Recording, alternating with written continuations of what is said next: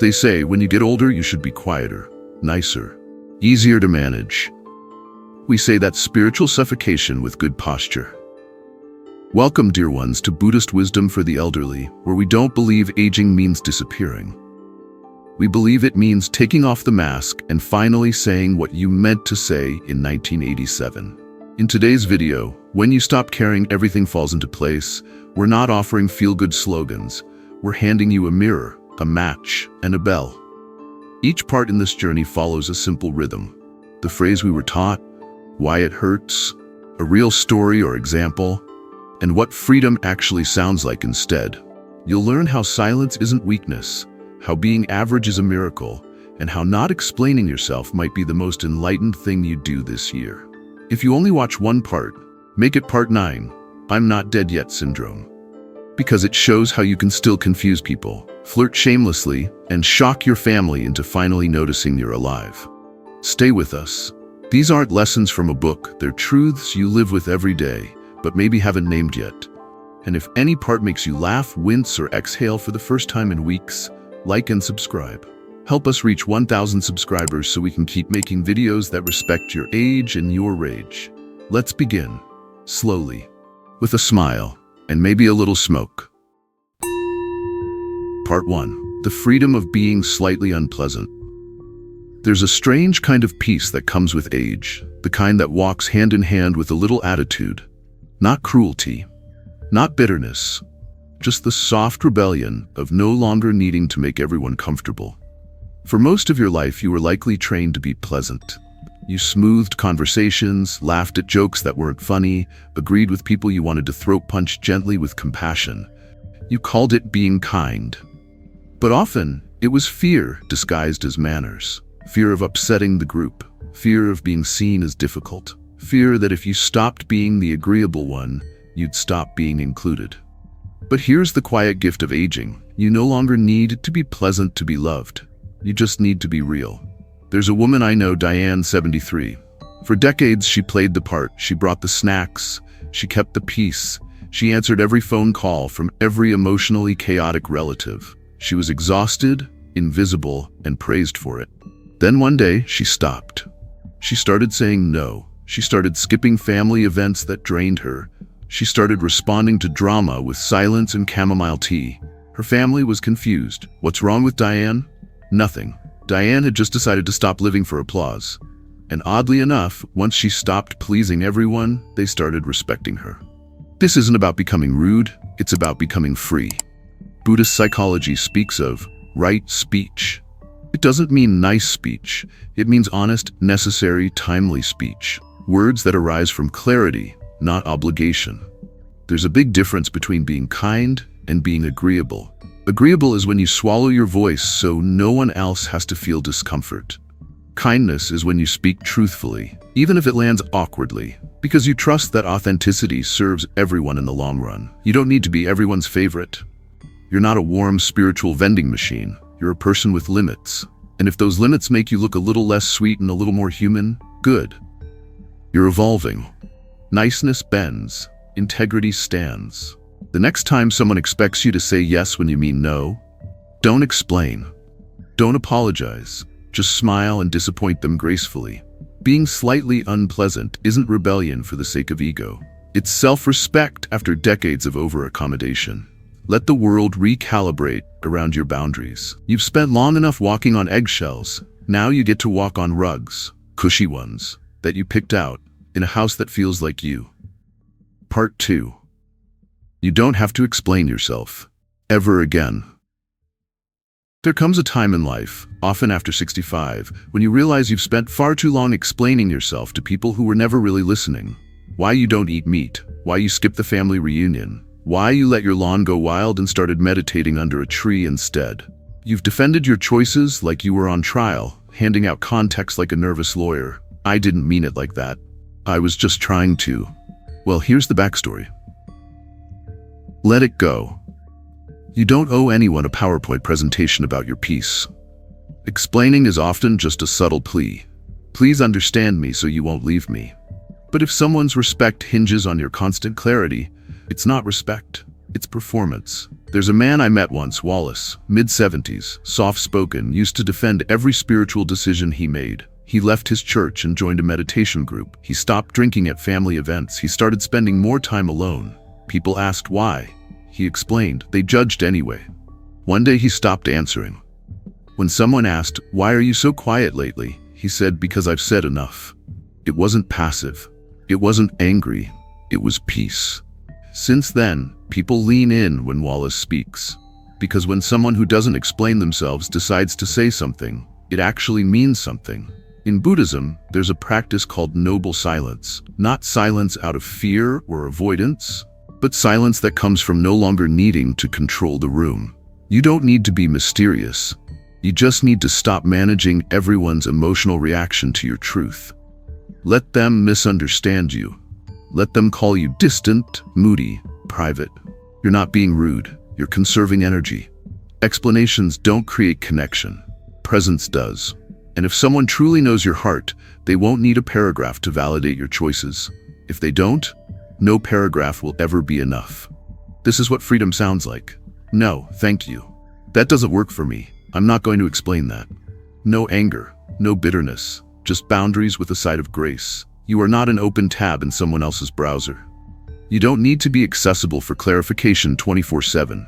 It's okay to be quiet. It's okay to let the moment pass without commentary.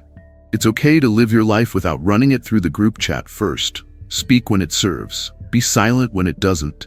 And trust that your peace is more important than being perfectly understood. Part 3. Love grows in the space. You stop controlling. Love turns sour when it starts to supervise.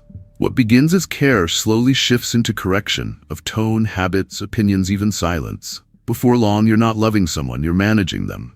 The mistake is thinking closeness requires control. It doesn't. Buddhist practice teaches this clearly. Attachment is not intimacy. When you grip, you lose your grip. People don't grow in tight spaces. They shrink, they perform, they retreat. Love doesn't need scripts, it needs room. I once visited an elderly couple who had been married over 50 years. Their home was quiet, not cold, just calm. No hovering, no reminders, no finish your story for you interruptions. They moved like two people sharing space, not personalities. When I asked how they made it work, the woman said, "We finally stopped editing each other." That's what most relationships need. Less commentary, more space. There's no peace in molding another person to meet your expectations. That's not partnership, that's architecture. What if your job isn't to improve anyone, but to witness them as they are? Letting go doesn't mean withdrawing. It means loosening the grip on outcomes. You don't need to be a better coach, therapist, parent, or savior. You need to be available without being invasive. This is the spiritual discipline of not intervening. Not every emotion needs soothing. Not every disagreement needs resolution. Sometimes silence is the kindest response you can offer, because it trusts. Love matures when it lets go of choreography. When you stop needing someone to change, you start seeing who they actually are. If they walk closer, it's real. If they walk away, it was never yours to hold. And either way, you're finally free to stop managing someone else's journey and start walking your own. Part 4. The death of your reputation is the birth of your soul. There's no graceful way to say this. Your reputation is a cage with nice curtains. You built it carefully, maybe without knowing. You became the reliable one, the polite one, the forgiving one. You answered calls you didn't want to, smiled through comments that stung. You kept the peace. People praised you for it, then expected it forever. That's the trap. You get rewarded for disappearing. At some point, though, you feel it. That dull ache when you say yes to something your body rejected the moment it was asked. That moment when you realize being admired isn't the same as being known. Buddhism calls this illusion mana, a subtle form of ego, often mistaken for humility. It's the belief that your identity depends on how you compare, how you perform, how you appear. It's spiritual exhaustion. You keep asking, am I still respected, still needed, still seen the right way? And none of that matters as much as you think, because the version of you they're praising doesn't feel like you anymore. The turning point comes quietly. You stop explaining your decisions. You say no without guilt. You cancel the tradition that drained you. You skip the birthday party and go sit by a river. No apologies. And yes, some people will resent it. Let them. When you stop meeting old expectations, people panic. But their discomfort isn't your emergency. I once knew a man, Don, in his 80s, who told his family he was no longer the host, the planner, or the buffer. His daughter accused him of giving up. "No," he said, "I'm just done performing a version of myself I outgrew." He didn't lose the family. He lost the noise. Big difference. When you let your image die, something better arrives. Honesty, stillness, a strange kind of joy that doesn't need to be impressive. No one warns you that being seen clearly might mean being seen less often. That's fine. You're not here to be consumed. You're here to be whole. You don't owe the world a consistent brand. You owe yourself your time back. Let the old version dissolve. Let the curated personality go. What's left is quieter, less popular, but finally real. Part 5. Chaos is your spiritual teacher in disguise. Most people think chaos is something to solve. In truth, it's something to study. The older you get, the more obvious this becomes. You plan your week, life laughs, you make a schedule, someone gets sick, you finally sit down with a cup of tea, and the dog vomits on the rug. Control feels like safety. But it's just choreography for people afraid to improvise. Buddhism doesn't promise peace through order. It promises peace through presence. It teaches that everything changes, anicca, and that resisting that truth creates suffering, not solutions. The harder you try to lock life into place, the more it slips through your fingers.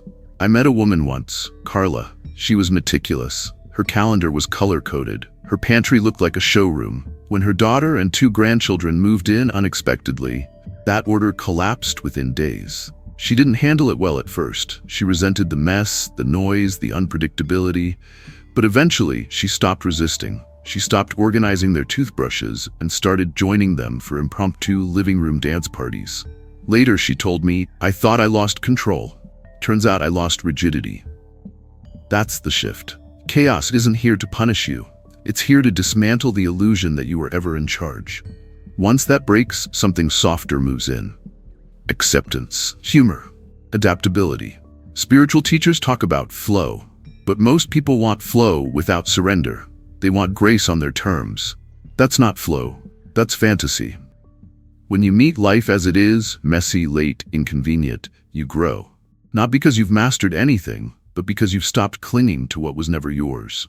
The practice is not to organize the chaos. It's to remain intact while it passes through. That might mean missing appointments, forgetting names, or leaving a task half done. Let it. Life continues. So do you. Your soul doesn't need efficiency, it needs space. And sometimes that space looks like nothing going as planned, and you deciding to go on anyway. Next time everything falls apart, try staying upright. Not frantic, not crushed, just present. The broken plan might be the beginning of a better one. Or no plan at all, which is sometimes the most honest way to live. Part 6. The magic of being absolutely average. Somewhere along the way, average became an insult. As if being ordinary means you failed. As if a quiet life is something to apologize for. We inherited a culture that worships ambition and treats contentment like surrender. You were told to make a mark, build a legacy, be remembered. But here's what no one says. You can live a good life and leave no record of it. That doesn't make it meaningless. That makes it peaceful. Buddhism never promised greatness. It promised freedom. The path isn't about standing out. It's about waking up. You don't need to be impressive to be whole. I once knew a man, Ernie, mid-70s, worked at a hardware store most of his life. Never traveled far, never wrote a book. He drank weak coffee and fed birds every morning. At his funeral, the church was full. Not because he changed the world, but because he was kind in small ways, consistently. No performance, no branding, just presence. We forget that a quiet life is still a complete one. There's nothing lacking in being average. It means you stop chasing significance long enough to notice what's already here. The sun on your face, the smell of toast, a conversation that doesn't need a takeaway. When you let go of the pressure to be exceptional, you become available to joy in its simplest forms. No one needs another genius. We need people who can sit still, who listen, who don't need attention to feel alive. If your greatest act today is making soup and watching the rain, that's enough. You don't have to be special. You just have to be here. That's the real magic. Part 7. Nobody's thinking about you as much as you think. You've replayed that awkward thing you said 5 years ago. No one else has. You've analyzed your haircut, your weight, your opinions. Meanwhile, everyone around you is doing the same, about themselves. We spend years living in a story where we're the main character. In someone else's story, we're barely a footnote.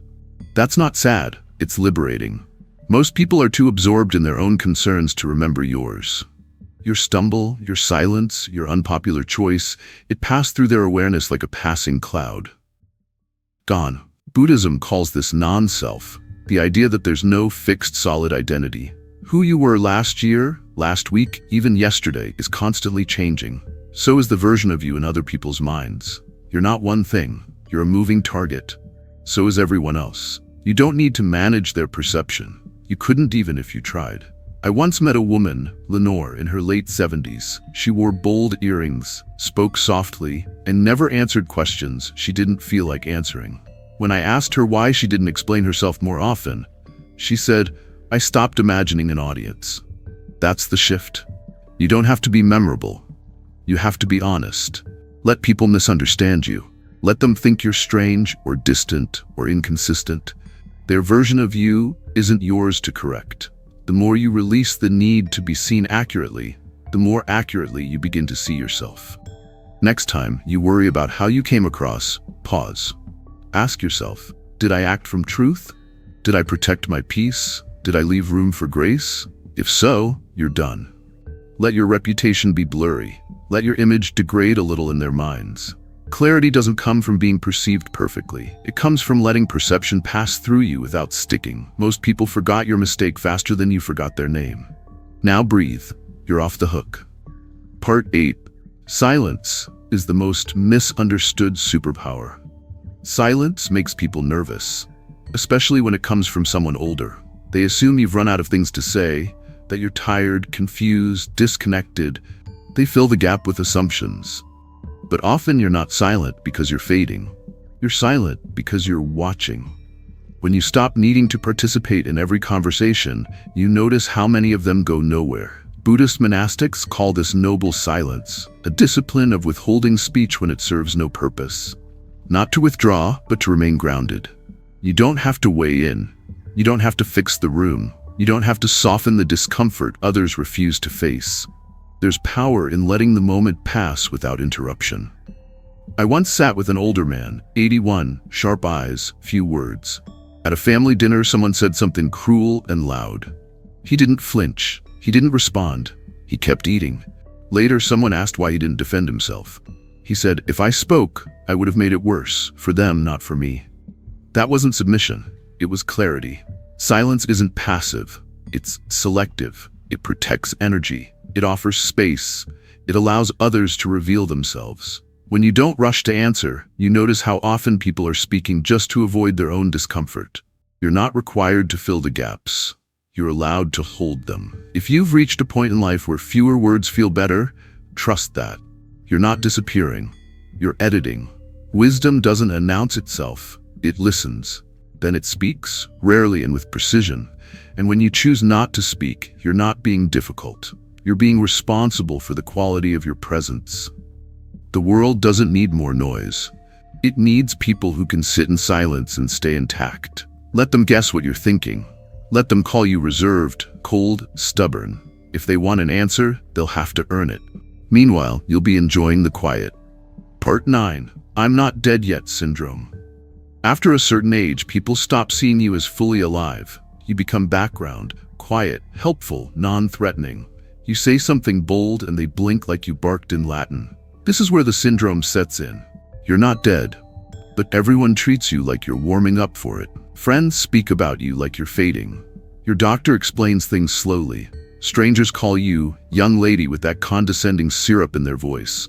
Your family invites you to events, but doesn't ask what you want to do with your time.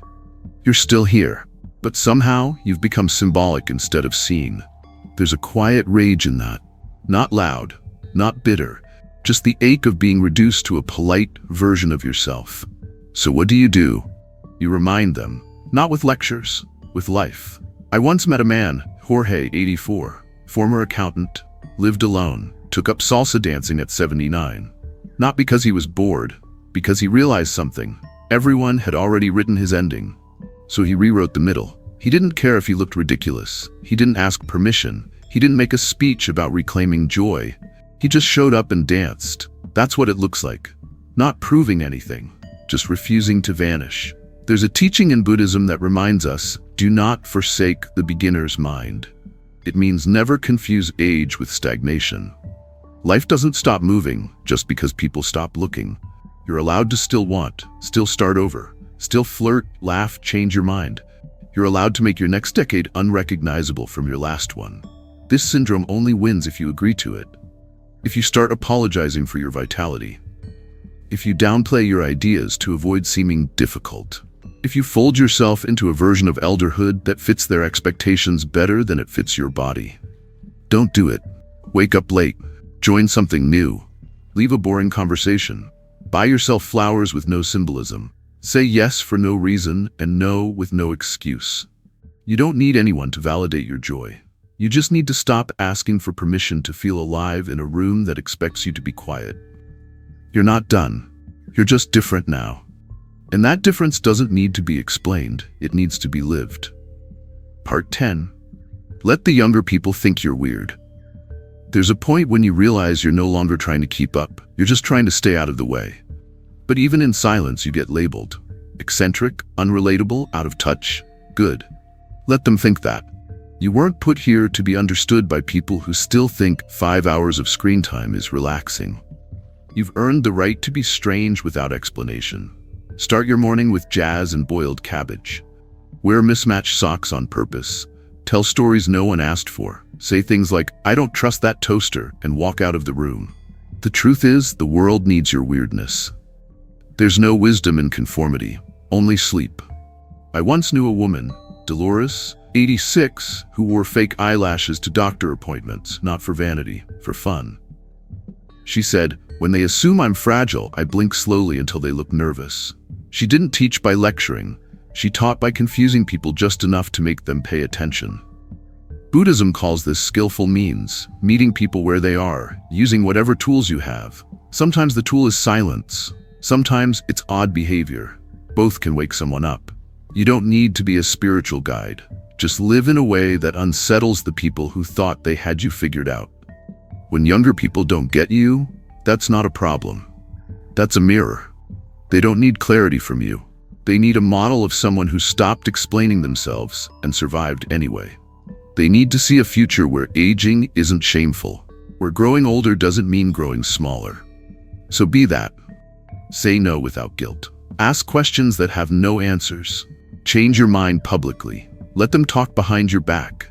It's good for their character, because the world doesn't shift when elders behave. It shifts when they stop pretending. You are not here to be digestible. You're here to be fully formed, confusing, and quietly dangerous in the best way. Let your weirdness be their future permission slip. So what have we learned today, other than the fact that you're not required to be polite while dying slowly? We learned that you don't need to be nice to be kind, that you don't need to explain yourself to be understood, that silence is wisdom, not withdrawal, and that being gloriously average is a form of spiritual rebellion.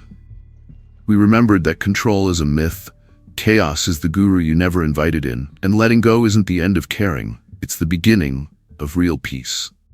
And if there's one thing you carry from this strange, beautiful mess of a video, let it be this. You're not fading, you're refining. You're not becoming invisible, you're becoming harder to digest, and that's good. This world could use fewer people trying to be liked, and more people willing to sit quietly, laugh loudly, and say, no thanks, I've had enough. If this video stirred something, if it made you laugh, nod, or suddenly want to stop answering phone calls from people who only remember you on holidays, go ahead and like, share, and subscribe. Help us reach 1,000 subscribers so we can keep making content that treats aging like the spiritual initiation it really is. Leave a comment if a part hit home, or if it annoyed you. Both are welcome, both mean you're awake. And with that, exhale. You've done enough today.